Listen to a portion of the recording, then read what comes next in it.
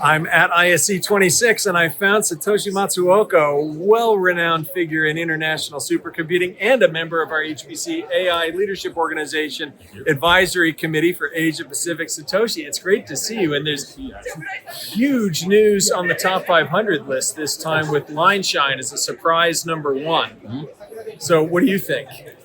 Well, firstly, I must really congratulate our friends, Chinese friends, especially Yutong and her crew.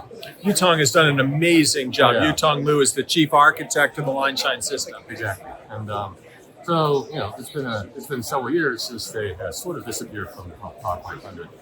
But then, it's a comeback, which is great for international competitiveness because HPC is a highly competitive field.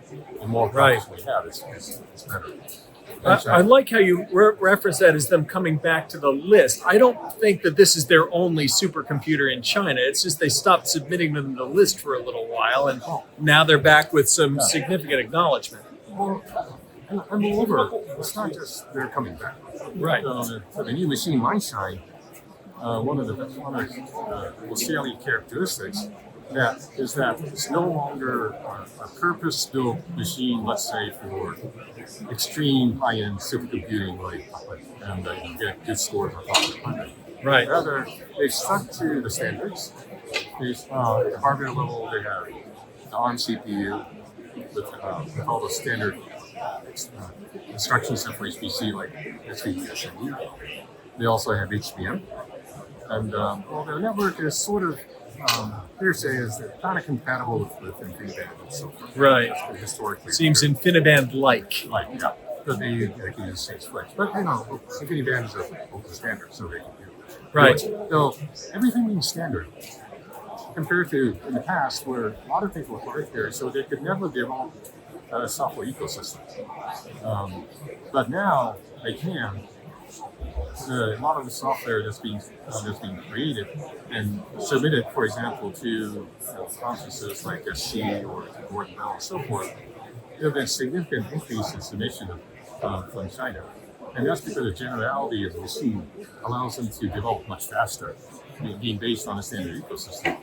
And they can also sell these to commercial outfits because, again, one salient phenomena of the past Chinese supercomputers is some of the leading labs had them, but never kind of saw commercial success. It wasn't broadly adopted beyond that. Exactly. But now the CPU is being manufactured by Huawei. Now there's a huge opportunity for them to go commercial, not just for their domestic markets, but for international markets. So, and this is sort of a strategy we have for Fugaku. One processor. Well, if you'll forgive me saying so, looking at LineShine as a CPU-only architecture with an ARM-based CPU and a custom interconnect, there were a lot of aspects of that for me were architecturally reminiscent of Fugaku, which is a previous number one supercomputer and still in the top 10, and you're designing Fugaku next now. So, it must be a little bit of looking back and forth. Are you looking at LineShine in terms of the view for Fugaku next in the future? So the lesson here is it's really important to develop a state-of-the-art machine, but still sticking to standards. No exotic, you can deploy something exotic internally, but from the user's perspective, it has to be easy to use. Yes. Software has to work. Right. The ecosystem has to be there. And that's what Fugaku, when we switched from the K-computer to Fugaku, that was our biggest challenge and also achievement.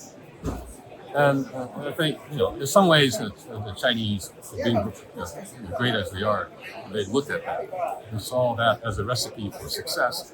And now they have, come forth with the machine. And of course, they executed so well, and now they're number one. But that said, we have to remember that machines that, for example, we're designing for Fugaku next will go way beyond what they're doing, obviously. That's right. That's the nature, is the nature leapfrogging of going forward into the future. It seems like the technological gap is still there, but closer than it ever was before, and a very high pace of technological change. Yes. So what I'm saying is don't never overestimate them, but don't underestimate them. Well, that goes for everyone, but What they have achieved with the domestic ecosystem is, well, to be very honest, compared to the most recent up-to-date global standards, it's still a few years behind.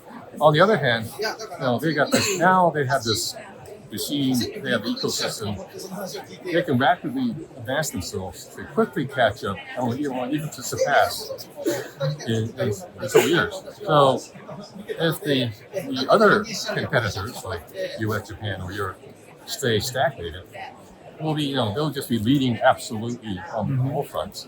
So it's a great wake-up call.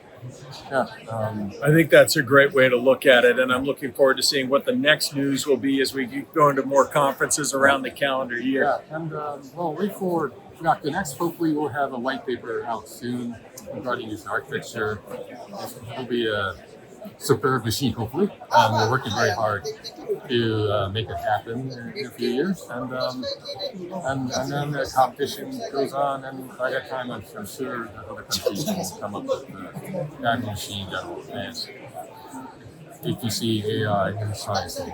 I look forward to it. Satoshi Matsuoka from RIKEN, thank you very much for spending the time with me. Have a great rest of your show. Yeah, thanks so much, Addison.